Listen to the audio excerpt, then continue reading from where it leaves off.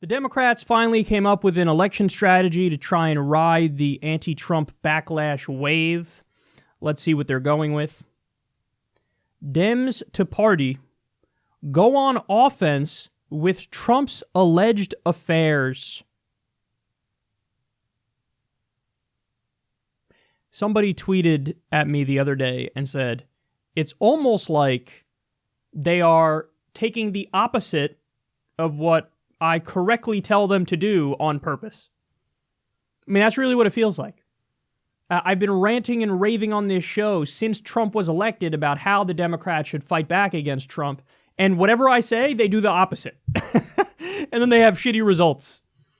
So in the piece here, they say, Democrats say their party should seize on President Trump's alleged affairs with adult film star Stormy Daniels and Playboy model Karen McDougal to highlight flaws in the president's character and credibility. Okay, everybody knows his character sucks, even the people who are on his side. They all know his character and his credibility is non-existent, and they don't care. Did you see the 2016 election? Did you see how Hillary Clinton ran her campaign? It was all platitudes and cliches and pointing out, he's bad. He's really bad. Isn't he bad? He's bad. And how'd that work? How did it work? I mean, his character, we all can see his character is ridiculous. And your brilliant strategy is to go, his character's not good. They continue.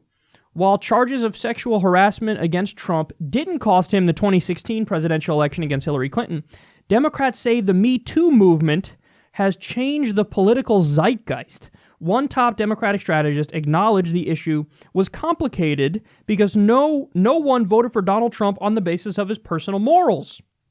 But the strategist said the story will help rev up our base. No, it won't, while potentially diminishing GOP turnout at the polls. Even a small drop in evangelical support for Republicans would be devastating, the strategist said. You want to dampen Republican enthusiasm. We should take a lesson from the Republican playbook and let an all-of-the-above strategy take hold from different messengers across different targeted platforms. No. You're not going to lose any evangelical support for Donald Trump. This is going to make them circle the wagons more. In fact, we're going to do some stories later on in the show of exactly that happening. The more you expose about how Donald Trump is ridiculous in terms of his character and in terms of the moral values angle of, oh my God, he's adulterous and, he was accused of sexual assault, all that stuff, the more they circle the wagons. And the argument they're using is, yeah, but that was now he's been saved, so he's good now. So it doesn't make a dent. In fact, it has the opposite effect. The more the coastal elites go after him for personal life shit, the more they're going to go, oh no, we love Donald Trump, you're being unfair. So what a terrible argument. And then their out is, okay, but then we're for an all-the-above strategy. But your all-the-above strategy only includes screaming about Russia, talking about Stormy Daniels, and talking about how there's high turnover in his administration. There's your all-of-the-above strategy. In other words, it has nothing to do with policy. Now, this strategy is so bad, even Nancy Pelosi is like, I don't know about all that. Nancy Pelosi, who's been shitty at strategy her entire fucking career, is going, yeah, I don't know. I just don't think that'll work. But guess what? It's Democratic strategists, the strategists who are telling Democratic politicians, no, seriously, this is what you have to do. When I was on Joe Rogan's podcast, one of the things I said to him was, nobody knows less about how to get votes and strategy than Democratic strategists in Washington, D.C.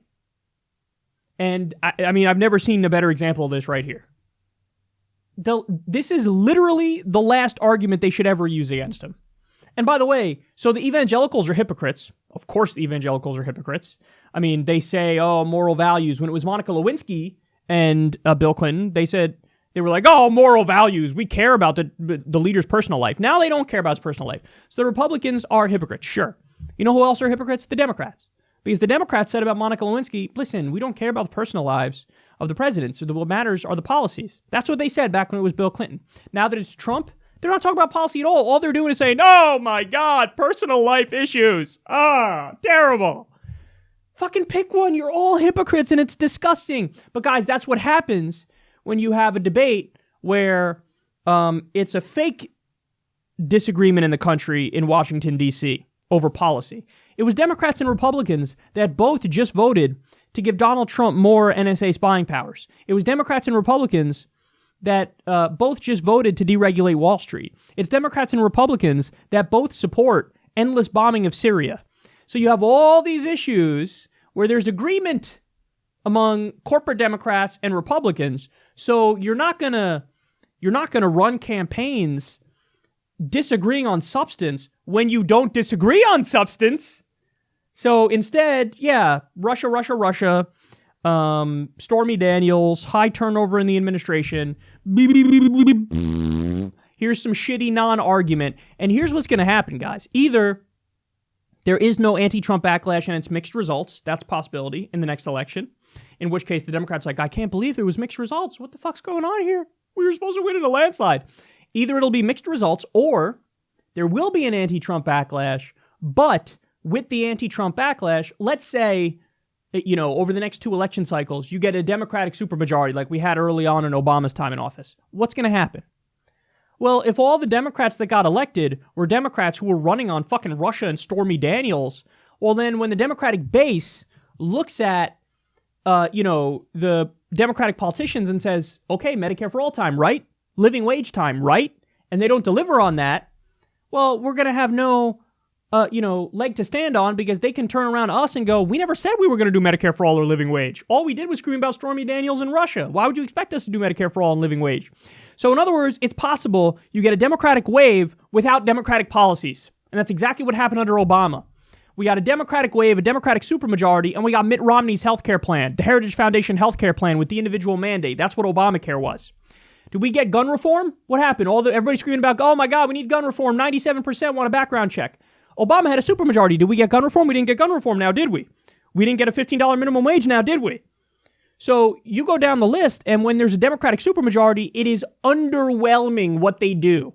But now we can see how it's going to unfold because they're not even telling you they're going to do Medicare for all. They want to run on Stormy fucking Daniels. And then they have the nerve, these idiot Democratic strategists have the nerve to say, oh, the base is going to love this. No, you know who loves that? This is catnip for Democratic partisan loyalist hacks. This is catnip for centrist corporatists.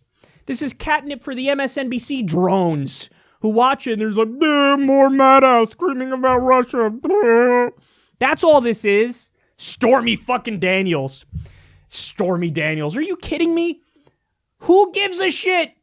Does this matter to the person who can't pay their fucking light bill in the middle of Mississippi? Does it matter to them? Does it matter to the mother who lost her son because he was a soldier who was sent to Iraq in an offensive invasion against a country that didn't attack us?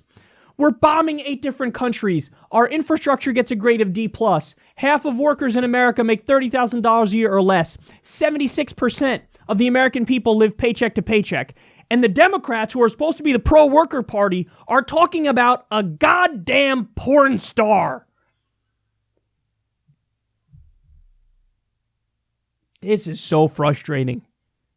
They want to run an entire election. They want to campaign on Stormy Daniels. But again, listen, it's not just that they think that'll work, but it's that it's a safe issue for them to run on. Because then they're not making promises to you that'll piss off their donors. And they want to keep that donor money flowing in. So, hey, don't overturn the Apple Card. Don't rock the boat here. So don't talk about a living wage. That'll piss off many of your corporate donors. Don't talk about Wall Street regulation. That'll piss off your Wall Street donors. Don't talk about Medicare for all. That'll piss off your for-profit health insurance donors.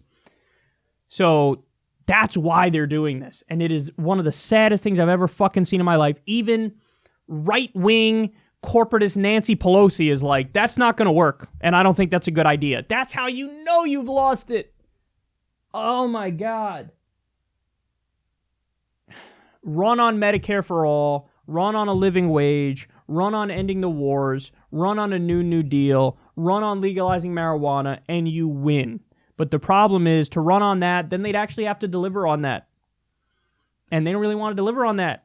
So here we are.